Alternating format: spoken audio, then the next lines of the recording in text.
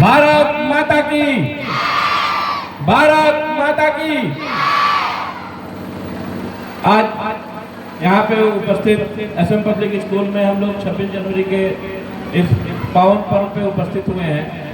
मैं यहाँ के प्रबंधक महोदय और चंदन को बहुत ही बधाई देता हूँ और धन्यवाद कहता हूँ कि उन्होंने मुझको यहाँ बुलाया और मुझे इस प्रांगण को देखने का अवसर मिला।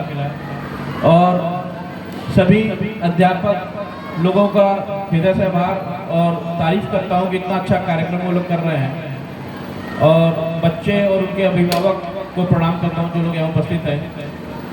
आज 26 जनवरी को हर वर्ष की बात है, हम लोग इसको एक पूरे देश में त्यौहार के रूप में मनाया जाता है, पर आज के दिन के महत्व को समझना आवश्यक है कि हम लोग किस लिए इस चीज़ को मना रहे हैं। हम लोग को 15 अगस्त 1947 को आज़ादी मिली थी और आज हमें 1950 26 जनवरी को हमारा संविधान हमको मिला था, जिसके दायरे में रह करके हम लोग अपनी स्वतंत्रता को चला रहे हैं। आज के दिन हमें उन क्रांतिकारियों को, बलिदानियों के संघर्ष को याद करने के और बलिदान को याद करने का दिन है, उनकी भावनाओं को याद करने का दिन है कि उनकी कितनी जो है उन्होंने कष्ट उठा करके हमारे लिए उन्होंने लड़ाई लड़ी और आज हम एक स्वतंत्र देश में जीवन जी रहे हैं। मैं छोटी सी एक बात आपके सामने रखना चाहता हूँ कि हम लोग सभी लोग जो है चंद्रशेखर आज़ाद, सुभाष चंद्र बोस, इन सभी लोगों को बलिदानियों का नाम याद रखते हैं, पर मैं अभी 10 दिन पहले अंडमान निकोबार के सेलुलर जेल में गया था। सेलुलर जेल जिसको काला पानी की सजा कहते हैं, वहाँ पे हमने जाना वीर सावरकर के बारे में, एक अनसंग हीरो जिसको हम लोग नहीं जानते हैं।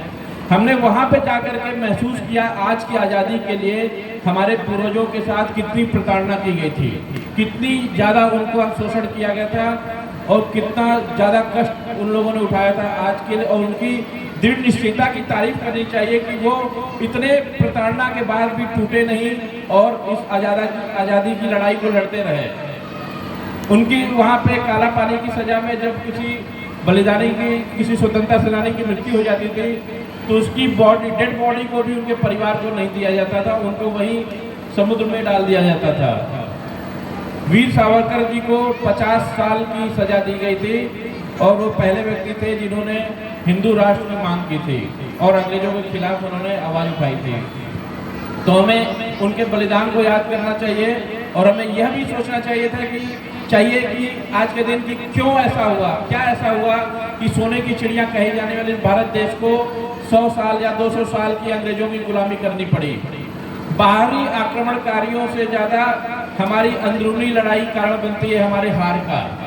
कोई भी अंदरूनी लड़ाई, चाहे परिवार में हो, चाहे किसी गांव में हो, चाहे किसी क्षेत्र में हो या किसी देश के अंदर हो, उसे बाहरी शक्तियां कमज़ोर कर देती हैं। इस बात को ध्यान में रखना चाहिए और आज के दिन हमें अपने बलिदानियों को याद रखने के साथ साथ बहुत बहुत धन्यवाद। नमस्कार।